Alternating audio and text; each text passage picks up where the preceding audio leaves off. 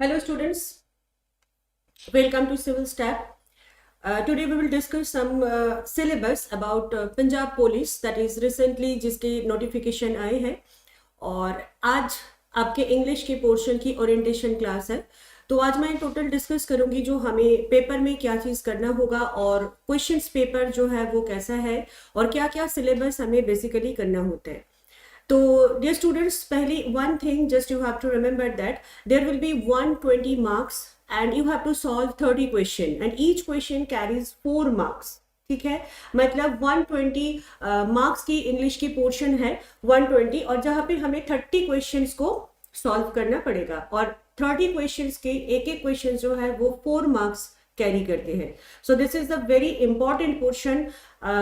मतलब आई mean to से you can understand that जो वन क्वेश्चन अगर आपका रॉन्ग हो जाएगा तो इसमें 4 मार्क्स जो है वो माइनस हो जाएगा. तो दैट्स वाई इंग्लिश के ऊपर आप लोगों को थोड़ा सा स्ट्रेस देना है if you aspirants of Punjab police. तो इसमें जो इंग्लिश की जो पोर्शन है मैंने स्क्रीन पे आप देख रहे हो जो इंग्लिश में जो पोर्शन इसमें है this is the very common syllabus. There is no any much more difficulties, ऐसा कुछ भी नहीं है. जो नॉर्मल कॉम्पिटिटिव एग्जाम्स में जो चीज आती है बेसिकली इंग्लिश की पोर्शन जो है वही इसमें भी है. तो मैंने आज जो फर्स्ट जो क्लास हम करेंगे, आज जो मैंने फर्स्ट क्लास आपके लिए ले रही हूँ तो इसमें मैंने डिटेल एनालिसिस करूंगी जो पंजाब पुलिस का टोटल सिलेबस क्या है and what will be our main focus and किस किस चीज़ों के ऊपर हमें एक्स्ट्रा ऑर्डिनरी स्ट्रेस देना है और कैसे हम प्रिपेयर करेंगे. Most important thing, how can we prepare for English portion, क्योंकि इंग्लिश में बहुत सारी प्रॉब्लम होती है. कुछ स्टूडेंट्स को सिनोनिम्स एंटोनिम्स में प्रॉब्लम है, कुछ स्टूडेंट्स को कॉम्प्रिहेंशन में प्रॉब्लम है, किसी को ग्रामर पोर्शन में प्रॉब्लम है. बट पंजाब पुलिस में इन तीनों चीज़ों के ऊपर ही हमें इक्वली स्ट्रेस देना पड़ेगा. तो we have to go for the reading skill, that is reading comprehension skill. We have to go for the grammatical portions and we have to go for the synonyms and antonyms, that is the vocabularies portion. Apart from that, idioms and phrases, that is also a part of our discussion, and one word substitution. So almost आप लोगों को एक basic जो है idea करना पड़ेगा. जो competitive exams की, जो पंजाब पुलिस की जो कॉम्पिटिटिव एग्जाम्स जो एग्जाम्स होगा उसमें 3 pillars will be there. Number 1 is reading comprehensions, that is based on reading skill. Number 2 is basic vocabularies which are based on synonyms and antonyms, and number 3 that is the grammar.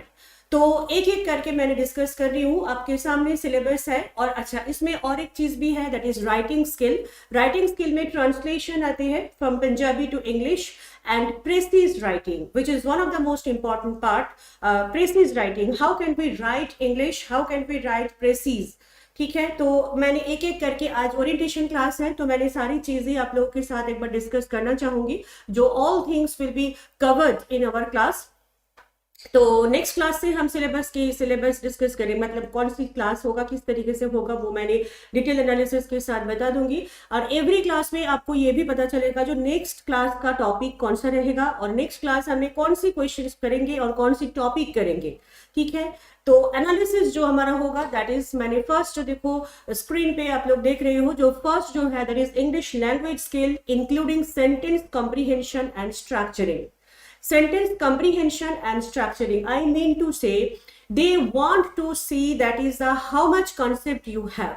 ठीक है, English तो basically you know that is a language, it is not the subject. English तो subject तो नहीं है, ये है language. तो लैंग्वेज पोर्शन शुरू कहाँ से होते हैं, लैंग्वेज शुरू कहाँ से होते हैं, वर्ड से शुरू होते हैं. अच्छा, वर्ड्स भी मैं नहीं बोलूंगी शुरू कहाँ से होता है, अल्फाबेट से शुरू होता है. यू नो दैट 26 अल्फाबेट है, A to Z अल्फाबेट है. A to Z अल्फाबेट को जोड़कर हम बनाते हैं क्या, वर्ड्स. वर्ड्स को जोड़कर हम बनाते हैं क्या, सेंटेंस. ठीक, इसी जगह से हमें शुरू करना है. What is the sentence and what is the structure of the sentence, how can we write the sentence, what is the basic elements of the sentence. मतलब एक सेंटेंस जो तुमने लिखोगे उस सेंटेंस कैसे लिखना है और उस सेंटेंस में बेसिकली है क्या, किस तरीके से हम सेंटेंस को मीनिंगफुल लिखेंगे, किस टाइप ऑफ क्वेश्चंस, किस टाइप ऑफ सेंटेंसेस होते हैं, ये है हमारी फर्स्ट पोर्शन जो है, जो English language skill including sentence comprehension and structuring. तो स्ट्रक्चर मतलब होता है कि एनाटॉमी ऑफ द सेंटेंस, कोई भी सेंटेंस का जो एनाटॉमी है वो कैसा है, एक स्ट्रक्चर्स हम किस तरीके से बनाएंगे, what will be the anatomy of the sentence. मतलब क्या है, जो एक सेंटेंस लिखने के लिए सब्जेक्ट देना होता है, वर्ब देना होता है, ऑब्जेक्ट देना होता है, तो इन क्लास में हमें ये सारी चीज को सीखना है। जो what is the subject, what is the meaning of word, what will be the object, how can we write this type of sentences, okay? And there are the 5 kinds of sentence, जैसे कि assertive sentence हो गया, interrogative sentence हो गया, optative sentence हो गया, different kinds of sentence। Actually students, one thing I want to share with you, जो Punjab police में जो है SI का जो सिलेबस है, ये सिलेबस अगर आपने अच्छी तरीके से कर लेंगे तो इसमें ना मतलब इंग्लिश का जो बेसिक से शुरू करके एडवांस लेवल तक ये आपका वैसे ही हो जाएगा, वैसा ही हो जाएगा। मतलब सिलेबस हमने ऐसा ही करेंगे, जो जो पॉइंट मैंने पढ़ाऊंगी वो अगर अपने रेगुलर बेसिस में क्लास को ज्वाइन करोगे और रेगुलर बेसिस में अगर मेरे को फॉलो करोगे, सिविल टैब्स को फॉलो करोगे, सिविल टैब्स में स्टे ट्यून्ड रहोगे, तो अपनी ही आपका जो इंग्लिश की पोर्शन जो है ना, बेसिक जो सारी चीज जो है वो आपका हो जाएगा, इंक्लूडिंग राइटिंग स्किल। मैंने बार बार बोल रही हूँ इंक्लूडिंग राइटिंग स्किल, क्योंकि मैक्सिमम टाइम में होता क्या है, जो ग्रामर करते करते राइटिंग स्किल जो है वो हम ओमिट कर लेते हैं। तो इसमें राइटिंग स्किल जो है वो हम बिल्कुल भी ओमिट नहीं करेंगे, क्योंकि राइटिंग स्किल के ऊपर मार्क्स होते हैं। तो 120 marks is not a matter of jokes my dear students, because we have to solve the 30 question and each question will carry 4 marks. ठीक है, तो 4 मार्क्स कैरी करते हैं, मतलब this is a very very big deal. तो मैं मोनालिसा पॉल हूँ and I have been teaching 10 years. तो I have been teaching for 10 years, definitely 10 साल से ही एक्सपीरियंस है, 10 साल से भी ज़्यादा ही ऑलमोस्ट मेरा हो गया पढ़ाते हुए इसी फील्ड में ही। तो I will be your mentor and most important thing, जो किस तरीके से ग्रामर की सॉल्व हम करेंगे, किस तरीके से इंग्लिश का कॉन्सेप्ट क्लियर करेंगे, वो हम बहुत इंटरेस्टिंग मैनर पे बहुत बढ़िया तरीके से हम पढ़ेंगे विद हेल्प ऑफ क्वेश्चंस। अच्छा, अब मैंने आ रही हूँ ज्यादा मतलब थोड़ा सा सिलेबस के बारे में थोड़ा सा डिस्कस करते हैं। जो पोर्शन इसमें मैंने लिखा है, देखो फर्स्ट जो हमारे पास है that is English language skill and including sentence comprehension and structure, जिसके बारे में मैंने पहले ही बता दिया। जो लैंग्वेज स्किल कहाँ से होगा और इंक्लूडिंग मतलब सेंटेंस किस तरीके से हम लिखेंगे और इसका कॉम्प्रिहेंशन का पोर्शन जो है वो क्या होगा। सो दैट्स वाई ये है हमारा, it will be our first topic. After that we will go for the errors detection. The second point जो है that is क्या है, error detection। error मतलब है क्या, what do you mean by error? error होता क्या है, wrong। ठीक है, नंबर 2 जो है देखो मैंने लिखा है, तो दैट इज द सिलेबस हमारा, एक्चुअली ये है सिलेबस ही हमारा है। जो एरर डिटेक्शन, एरर मतलब है क्या, you will get a multiple type of sentences, different type of sentences आपको मिलेगा और इस सेंटेंस में से आपको लोकेट करना है जो whether this sentence is right और wrong. And that is a very very important thing dear students, it is the toughest part of each and every competitive exams. You can do comprehension easily, you can remember some vocabularies easily, but error detection जब करने के लिए होते हैं ना, इसी portion पे students को बहुत ज्यादा प्रॉब्लम आ जाता है। मतलब क्या होता है, हर सेंटेंस ही ना अपैरेंटली करेक्ट लगने लग जाता है। ये problem each and every students जो है वो फेस करते हैं, जो हार्ड सेंटेंस ही लगते हैं कि अपैरेंटली करेक्ट, और स्टूडेंट्स मेरे को बोलते भी है जो मैडम सारे सेंटेंस ही तो राइट लग रहा है, इसमें एरर सी कहाँ है। This is fact every sentence को ही लगता है कि एरर्स जो करेक्शन हमें करना ही क्या है। लेकिन मैंने आप लोगों को ना एक बहुत इंटरेस्टिंग स्ट्रक्चर्स जो है वो सिखा दूंगी, जिस स्ट्रक्चर्स के जिस फॉर्मूला भी आप लोग बोल सकते हो, जिस फॉर्मूला अगर आप फॉलो करोगे तो you can easily detect it where the errors. ठीक है, you can easily detect where the error is. तो ये चीज भी हम करेंगे, बट एरर डिटेक्शन के लिए डियर स्टूडेंट्स एक चीज आप लोगों को ध्यान रखना है, एरर डिटेक्शन के लिए ना हमें थोड़ा सा ग्रामर जो है वो पढ़ना पड़ेगा, क्योंकि विदाउट ग्रामर एरर डिटेक्शन नहीं हो पाता है। Error detection is completely based on basic grammar. Basic grammar हमें करना क्या है, इसके बारे में थोड़ा सा डिस्कशन हमारा है। Basic grammar, what is a basic grammar, what do you mean by basic grammar. Basic grammar तो बहुत सारे लोग बोलते ही रहते हैं, बट बेसिक ग्रामर मतलब है क्या। बेसिक होता क्या है, जैसे आप लोग जब हम मैथ्स करते हैं 0 to 9 addition, subtraction, multiplication, division अगर मैं ना करूं तो जैसे मैथमेटिक्स नहीं होता है, ठीक सेम मैनर में अगर मैंने पार्ट्स ऑफ स्पीच ना करूं तो there will be no basis of English. Parts of speech हमें अच्छी तरीके से करना होगा. It should be finger of pulses. तो पार्ट्स ऑफ स्पीच मतलब what do mean by parts of speech? जो बोलने के लिए, स्पीच मतलब क्या है? बोलना. बोलने के लिए जो जो पार्ट्स हम यूज करते हैं, जो जो वर्ड्स हम यूज करते हैं, these are called parts of speech. तो हमारा एक डिस्कशन जो है वो मैसिव लेवल का एक डिस्कशन हम करेंगे, that is the parts of speech. जैसे कि there are 8 parts of speech, you know that. Noun, pronoun, verb, adverb, adjective, preposition, conjunctions, इन सारी चीजों का कॉन्सेप्ट और कॉन्सेप्ट के साथ साथ इसका यूजेस. ठीक है. एरर डिटेक्शन तभी हो पाएगा जब हमारी पार्ट्स ऑफ स्पीच अच्छी तरीके से हो जाए, but it will be not in the boring manner. मैंने आप लोगों को पहले ही बता रही हूँ, जो हम उतना ही करेंगे जितनी हमारे पेपर के लिए जरूरत है. We don't have any need to read the cram the rules. We don't have any need to cram the definition. What is the definition of noun? अच्छा बताते रहो. What is the definition of adjectives? Absolutely not. This will be not. We need practical implementation. हमें क्या चाहिए? Practical implementation चाहिए. जो how can we solve? Noun तो हमने पढ़ लिया, बट सेंटेंस में नाउन कौन सा है? If we don't detect the noun, if we have no ability to detect the noun, so we cannot detect the verb. We cannot detect the adjectives also, because before noun we take adjectives. So that is the big question. जो कैसे, किस तरीके से हमने ना idea करेंगे, I mean to say identify कैसे करोगे जो what we mean by the parts of speech. What are the parts of speech? Parts of speech there are 8 parts of speech. जो नाउन कौन से होते हैं, प्रोनाउन कौन से होते हैं, ये सारी चीजों के ऊपर जो आइडेंटिफाई है ना, वो हमें अच्छी तरीके से करना पड़ेगा. तो ये चीज हम करेंगे. अच्छा, देन अब क्या है, देखो हमारी जो क्लास का जो एजेंडा रहेगा, 1 मिनट. क्लास का जो एजेंडा हमारा रहेगा, जो पहले हम एक बार नाउन का जो कॉन्सेप्ट है वो तो हम पढ़ेंगे. नाउन का कॉन्सेप्ट पढ़ने के बाद नाउन का इम्प्लीमेंटेशन. बहुत सारे रूल्स पढ़ के कोई फायदा नहीं है अगर इसका कोई इम्प्लीमेंटेशन हमारा नहीं होगा तो दैट्स वाई पहले हम पढ़ेंगे क्या? नाउन्स का कुछ बेसिक कॉन्सेप्ट. जो what is the noun, what do mean bye noun. Noun पहले हम पढ़ेंगे, फिर नाउन का कॉन्सेप्ट क्लियर करने के बाद we will go for the question. अब क्वेश्चन के पैटर्न किस तरीके से होते हैं वो भी मैं आप लोगों को बताऊंगी. According to that again noun का कुछ कॉन्सेप्ट जो है वो हमारा होगा. सेकेंड जो पार्ट्स ऑफ स्पीच है that is the pronoun. Noun के बाद ही जो वर्ड्स आते हैं, नाउन के बाद जो पार्ट्स ऑफ स्पीच आते हैं वो क्या होता है? वो होता क्या है? प्रोनाउंस.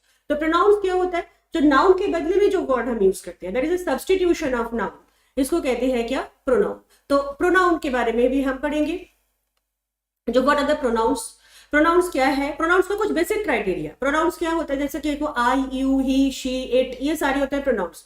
साइमल्टेनियसली मी, ये भी प्रोनाउन है. माइन, ये भी प्रोनाउन है. तो ये प्रोनाउंस कहाँ पे यूज होता है?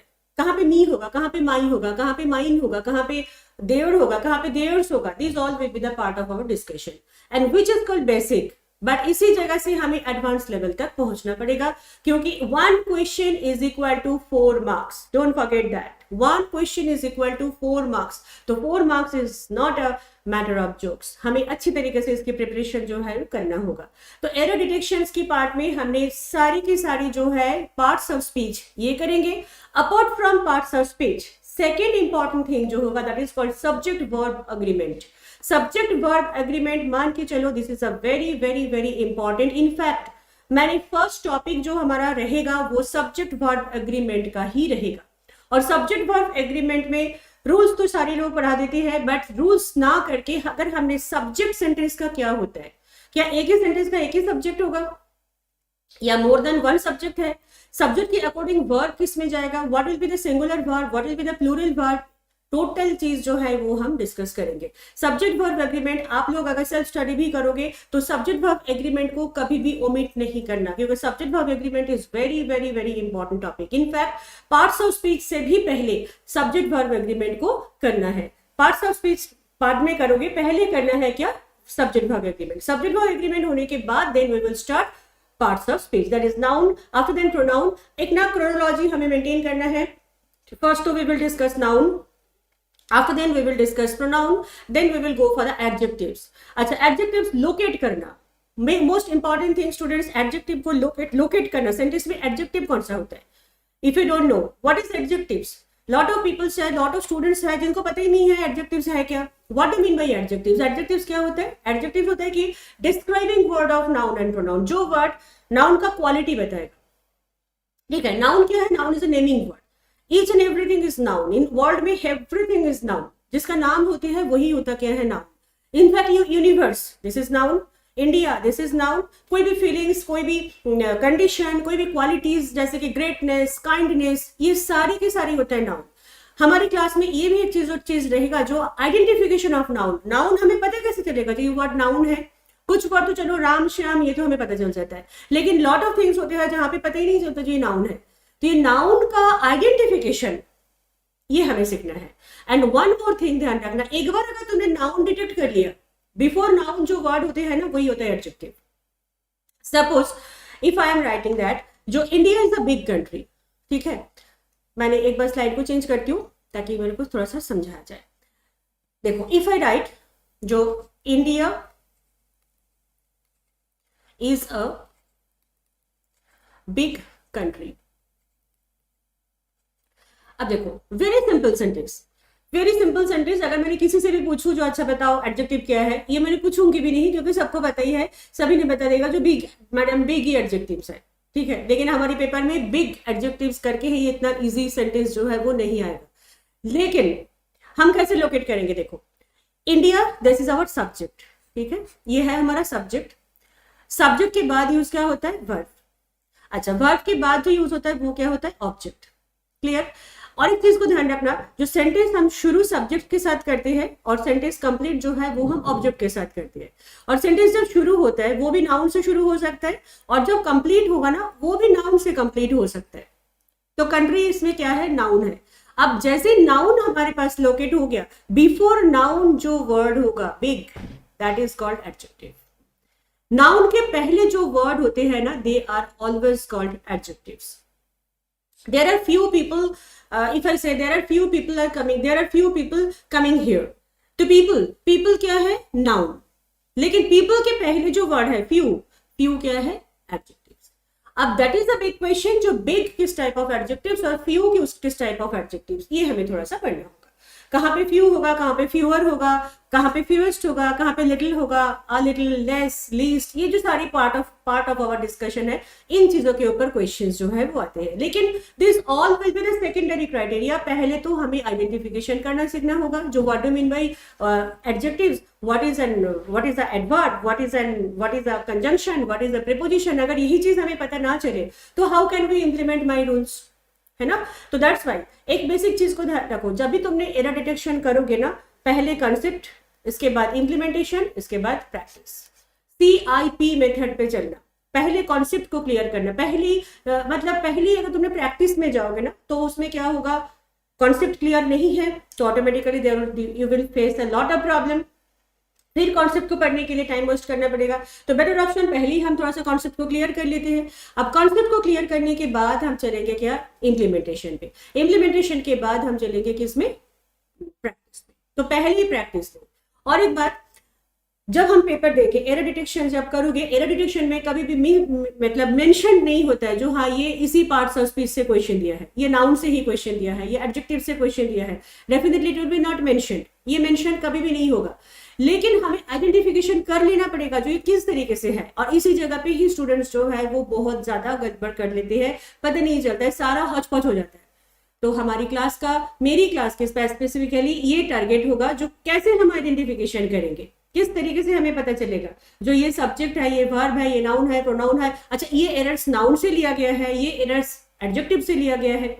तो ये सारी चीज मैं डिस्कस करूंगी। आज ओरिएंटेशन क्लास है, आज ज्यादा मैं कुछ नहीं बताऊंगी, आज मैं सिलेबस की ही बारे में थोड़ा सा डिस्कस करने के लिए आई हूँ, तो वो चीजें आज मैं बताऊंगी। फिर नेक्स्ट क्लास से जब हमारा लाइव सेशन भी चलेगा, जो हमारा नॉर्मल जो क्लासेस है वो भी चलेगा, तो उसमें सारी क्वेश्चन की answer definitely I will give, and each and everything will be covered in our class. अच्छा, नेक्स्ट जो है ये हो गया हमारा एरर डिटेक्शन की बात। अब नेक्स्ट जो आ रहा है that is the biggest thing, ये क्या है, vocabularies, that is synonyms, antonyms, one word substitutions. Vocabularies really create a big problem. जैसे ग्रामर प्रॉब्लम क्रिएट करते हैं, साइमल्टेनियसली वोकैबुलरीज प्रॉब्लम क्रिएट करते हैं, और वोकैबुलरीज की वजह से ही मैक्सिमम स्टूडेंट्स क्या करते हैं कि नहीं, इंग्लिश तो हमसे होगा ही नहीं कभी भी, नो नो नो, इंग्लिश तो हम कर ही नहीं सकते क्योंकि इंग्लिश में तो इतनी सारी वर्ड्स हैं मैडम, मीनिंग ही नहीं पता चलता, तो हमें किस तरीके से हम करेंगे। That is a common statement, जो इंग्लिश हमसे होगा, ग्रामर तो हमें आता नहीं है और वोकैब्स का मीनिंग हमें नहीं पता चलता। लेकिन वोकैब्स को इजी करना है, किस तरीके से इजी करेंगे? डेफिनेट बात दो, इतनी सारी वर्ड्स मेमोराइज रखना that is not that is really very very big deal, it is not the easy thing, मैं भी मानती हूँ। लेकिन कोशिश तो हम कर सकते हैं ना। कोशिश हम किस तरीके से करेंगे? रूट वर्ड्स के साथ। जब भी वोकैब्स की कोई सेशन हमारा होगा, मेरे से ये डिमांड पहले नहीं करोगे जो मैडम अपना 500 सिनोनिम्स हमें करवा दो। नो, ये करके कोई फायदा भी नहीं होगा। 500 वर्ड हमारी ब्रेन याद नहीं रख सकता। लेकिन अगर हम रूट वर्ड्स पढ़े, what do mean by root word? Each and every vocabs has some origin of the vocabularies, मतलब रूट वर्ड है। सपोज एग्जांपल देखो, what do mean by root words? अच्छा, if I write some words we get, मान के चलते हैं ऐसे कुछ वर्ड हमारे पास आया,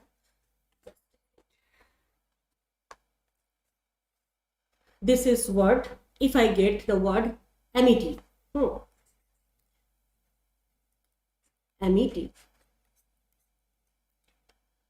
जिसको amity वर्ड मीनिंग याद है उसके लिए तो प्रॉब्लम होगा नहीं, चलो amity का मीनिंग पता है, बट हो सकता है मैं भूल गई हूँ what do mean bye amity, मेरे को नहीं पता।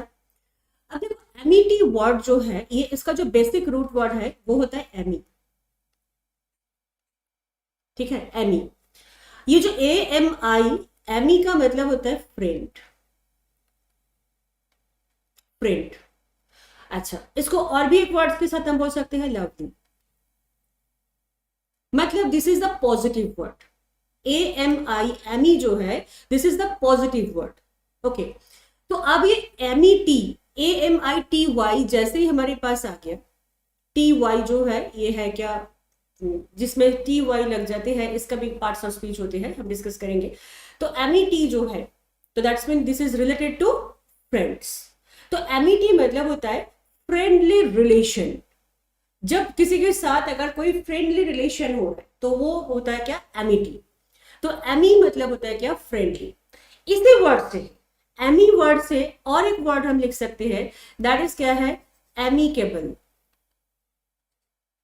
एमिकेबल, या मैं बोल सकती हूँ एमिएबल। तो देखो एमिकेबल, एमिएबल, अगर एमी याद रखना इजी है क्योंकि एमी मतलब है क्या, फ्रेंड। अब इसके साथ जोड़ो एमिकेबल, एमिएबल, तो क्या होगा, सारी ही लवली पर्सन होगा, फ्रेंडली पर्सन होगा। अब केबल जब हो जाता है ना, एमिकेबल जब होते हैं वो ऐड हो जाता है friendly and cooperative. The person who is very much friendly, the person who is very much cooperative to me, he is called amicable person. The person who is very much lovely, they are called amiable person. Okay, so ये Amy word याद रखना easy है। अब Amy के साथ related जितने भी word होगा, this all will be positive word. Most important thing, this will be the friendly and lovely relationship, this is called ami. तो इसको कहते हैं ना रूट वर्ड। ऐसे रूट वर्ड हम कैसे कर सकते हैं, अगर हर क्लास में ना एटलीस्ट 5 रूट वर्ड्स, ज्यादा नहीं, अगर 5 रूट वर्ड्स भी आप लोग करोगे, इसको कहते हैं इटिमोलॉजी, ओरिजिन ऑफ वोकैबुलरीज। अगर ये 5 वर्ड्स भी आप कर लोगे ना तो मोर देन इनफ होगा। मतलब यू कैन लोकेट जो what is the meaning of this particular word. इसके आगे तो हम ऑप्शंस मिलेगा, सेंटेंस मिलेगा, जिस सेंटेंस के साथ हम कर सकते हैं। तो रूट वर्ड से मैं ये तो नहीं कहूंगी जो दुनिया भर के सारे वर्ड आपको हो जाएगा, लेकिन रूट वर्ड से बेसिक जो कुछ वोकैब्स है वो ना अच्छी तरीके से हो जाएगा। और वोकैब्स ऐसा ही एक चीज है ना, एक बार अगर आपका होना शुरू होगा, इंटरेस्ट अपने आप गेन करेगा। इंटरेस्ट नहीं बन पाता है क्योंकि बिल्कुल ही समझ में नहीं आता, दैट्स व्हाई इंटरेस्ट नहीं बन पाता। तो अगर एक बार अपनी शुरू कर दोगे, कि कहीं से ना कहीं से शुरू कर दोगे, बूस्ट अप की जरूरत है, और वो मान के चलो होने समय हम आपको देंगे। ठीक है, तो ये हो गया हमारा वोकैब्स के पार्ट। फोर्थ जो है दैट इज क्या है, reading comprehension passage, reading comprehension skill. Reading comprehension भी हम पढ़ेंगे, that is RC। Reading comprehension का भी कुछ ट्रिक्स है, किस तरीके से हम कॉम्प्रिहेंशन को सॉल्व करेंगे। कॉम्प्रिहेंशन में भी थोड़ा सा प्रॉब्लम आ जाते हैं, तो वो भी हम थोड़ा सा डिस्कस करेंगे। जो रीडिंग कॉम्प्रिहेंशन का ट्रिक्स क्या होता है, रीडिंग कॉम्प्रिहेंशन हम किस तरीके से करेंगे, इसका भी कुछ ट्रिक्स होते हैं, मतलब एनाटॉमिकली जज करना और ग्रामेटिकली जज करना। जैसे कि छोटी सी, मैं थोड़ा सा ज्यादा टाइम है मैं नहीं लूंगी क्योंकि इतनी लंबी वीडियो सच में किसी को देखने का मन नहीं करता, लेकिन फिर भी मैं जो बोल रही हूँ, जो इन्फॉर्मेटिव वीडियो जो है वो हर टाइम ही बेनिफिशियल होता है। देखो अगर कॉम्प्रिहेंशन करते करते मान लो सेंटेंस के बीच में ना एंड मिल गया, दिस इज अ कंजंक्शन। अगर सेंटेंस के बीच में एंड मिल गया तो एंड जैसे ही मिलेगा ना, ध्यान रखना एंड के बाद जो वर्ड होगा मतलब जो सेंटेंस होगा वो ना सिमिलर सेंटेंस होगा। अगर बट हो जाए वो क्या होगा, कॉन्ट्रास्ट हो जाए। अगर मान लो आइदर और हो गया तो वो क्या होगा, अल्टरनेट हो जाएगा। तो ये जो है ना, this is called anatomically judgement of comprehensions. तो ये मैंने कॉम्प्रिहेंशंस की स्पेसिमेन देकर ही करवाऊंगी। तो और इसमें भी देखोगे कॉम्प्रिहेंशंस में भी क्या होता है, लॉट ऑफ थिंग्स होते हैं जो ना हम कर सकते हैं, जो पूरी की पूरी वही मतलब ना पढ़ के, मतलब पूरी की पूरी, चलो एक तो चीज है पढ़ना तो पड़ेगा ही, लेकिन पूरी पहले ही पूरी पढ़ लोगे, पढ़ती रहोगे तो ऑटोमेटिकली हम भूलते भी रहेंगे। जब एंड पे जाओगे, शुरू में तुमने क्या पढ़े हो कंप्लीटली फॉरगेट, मिडिल वाला completely forget, again first portion पढ़ना पड़ेगा। लेकिन इसका कुछ ट्रिक्स होते हैं, प्रीव्यू करना होता है, क्वेश्चन पढ़ना होता है, क्वेश्चन के अकॉर्डिंग रीड करना होता है, फिर सोल्यूशन करना होता है। तो इन सारी चीज हमारी क्लास में डिस्कशन होगा। टिप जो है that is translation. Translation from Punjabi to English. Translation करने का भी कुछ बेसिक रूल्स होते हैं। जिस तरीके से हम पंजाबी में या हिंदी में सोचते हैं उसी तरीके से इंग्लिश में नहीं किया जाएगा। तो ट्रांसलेशन पहले हमें टेंस के अकॉर्डिंग करना चाहिए, देन आगे आगे वर्ड्स के अकॉर्डिंग हमें करना होगा। नेक्स्ट है fill in the blanks. Fill in the blanks होता है, different type of fill in the blanks हमारे पास आ सकता है, जैसे कि double fillers, single fillers, multiple fillers, cloze test. Single fillers मतलब you will get one sentence one gap. Double fillers मतलब you will get one sentence two gaps. Triple fillers मतलब one sentence three gaps. Multiple fillers मतलब total एक passage जिसमें हर line पे एक एक gap. तो इसके लिए भी इसका भी ट्रिक्स है, इसका भी ट्रिक्स होते हैं। ट्रिक्स क्या होती है मैं बताती रहूंगी। ट्रिक्स मतलब सेंटेंस का एनाटॉमी अगर हम जज करें तो ऑटोमेटिकली वो चीज जो है ना, मतलब वर्ड्स को जो है वो लोकेट हम कर सकते हैं। But fill in the blanks के लिए एक तो हमें वोकैब्स चाहिए और ग्रामेटिकल टर्मिनोलॉजी चाहिए। What do mean by grammatical terminology? Like that, अगर मान लो ऑप्शन हमारे पास दिया है OF, ठीक है, एक तो ऑप्शन दिया है OF, एक ऑप्शन दिया है OFF, एक ऑप्शन दिया है ऑन टू, एक ऑप्शन दिया है in two. This all are the prepositions OF and OFF. What is the difference between OF and OFF? अगर कॉन्सेप्ट क्लियर रहे करना बड़ी आसान। सेल्डम भी दिया है, ऑफन भी दिया है, एवर भी दिया है, नेवर भी दिया है। What do you mean by seldom and often? What is the difference between seldom and often? seldom मतलब होता है कि almost never, और often क्या होता है, almost always। तो ये almost एक होता है लो फ्रीक्वेंसी वर्ड, एक होता है हाई फ्रीक्वेंसी वर्ड। तो इन सारी चीज को थोड़ा थोड़ा करके हमें डिस्कशन करना है। डिस्कशन कर इसलिए करना है ताकि फिल इन द ब्लैंक्स हम कर पाए। And the last word is last topic, that is हमारा प्रेसीज राइटिंग। प्रेसी मतलब होता है क्या, कोई भी एक बड़ी पैसेज को 1/3 करना पड़ेगा। तो इसके ऊपर ये करने के लिए स्टूडेंट्स हमें ना राइटिंग स्किल के ऊपर थोड़ा सा एबिलिटी चाहिए। तो इसके लिए 2-4 चीज को मैं बताऊंगी, that is a synthesis of sentence. जो कोई भी सेंटेंस को छोटा कैसे हम लिख सकते हैं, इसके लिए अगर आप लोग कुछ वन वर्ड सब्स्टिट्यूशंस याद करोगे तो your writing skill will be very very good. तो प्रेसिज का कुछ अल्टीमेट रूल्स होते हैं, कुछ ग्रामेटिकल रूल्स तो है ही है और कुछ हार्ड एंड फर्स्ट रूल होता है। जैसे कि प्रेसी कभी भी ना आई यू के साथ नहीं लिखते हैं, it will be always written in third person, he she it, इस तरीके से। प्रेसी में कभी भी तुमने अपना इंफॉर्मेशन नहीं दोगे, कोई भी your information will be not allowed in precis. Your language should be yours and information should be there. Passage से आपको इंफॉर्मेशन लेना है एंड लैंग्वेज अपना होगा। कोई भी स्टैटिस्टिक्स, कोई भी एग्जांपल्स, कोई भी डेटा, कोई भी कुछ भी नहीं देना। ये सारी चीज बिल्कुल भी omitted, should be omitted. And most important thing, जैसे कि मान लो आप लिख रहे हो 18 फरवरी, तो 18 को अगर आपने 18th करके लिखोगे तो वो नहीं होगा, दैट विल बी रॉन्ग। हमें 18th पूरी स्पेल पे करना होता है, स्पेलिंग में लिखना होगा। तो ऐसा कुछ प्रेसी का ना कुछ हार्ड एंड फास्ट रूल्स होते हैं जो मैं डिस्कस करूंगी प्रेसिस के बारे में। और प्रेसिस में हर टाइम ही ध्यान रखना, मोर देन 3 लेटर्स वर्ड जो है वो काउंट होता है। मोर देन 3 लेटर्स मतलब ए एंड बट, ये सारी वर्ड जो है वो काउंट नहीं होगा। मोर देन 3 लेटर्स जो है वही काउंट होता है, हर वर्ड को काउंट हम नहीं करेंगे। एंड 1/3, अगर मान लो 900 वर्ड्स की एक पैसेज हमारे पास है तो वो 300 में करना पड़ेगा। सो इसके लिए ट्रिक्स के साथ साथ प्रैक्टिस बहुत जरूरी है। प्रैक्टिस आप लोग करोगे, लिखोगे, मेरे को चेक भी करवाना। ऑनलाइन चेकिंग मैं करती हूँ, चेकिंग हो जाते हैं, एक एक करके भी होते हैं, डिस्कशन करके भी होते हैं। तो there is lot of options, अगर हम करना चाहे तो हम कर सकते हैं। तो बट पहले मैंने 2-4 स्पेसिफिक जो है वो आपको दिखाऊंगी, जो किस तरीके से आ रहा है, कहाँ पे कौन सी टर्निंग पॉइंट हो रहा है, वो चीज भी हम डिस्कस करेंगे। तो ओवरऑल इंग्लिश का एक बहुत अच्छा सा टॉपिक, बहुत अच्छा सा क्लास जो है वो डेफिनेटली विल गेट। और जिसमें everything will be covered from vocabs to precis, from comprehension to grammar. तो stay tuned with civil tips, और डेफिनेटली सिविल टैप्स के साथ अगर आप जुड़े रहोगे तो question material and everything you will get. Course तो आपको मिलेगा ही मिलेगा, रेगुलर क्लासेस मिलेगा, लाइव सेशन मिलेगा, डाउट सेशन मिलेगा, तो ये will be very much beneficial. तो स्टे ट्यून्ड विद अस, मिलते हैं नेक्स्ट क्लास में with new topic and new agenda. Thank you very much, bye.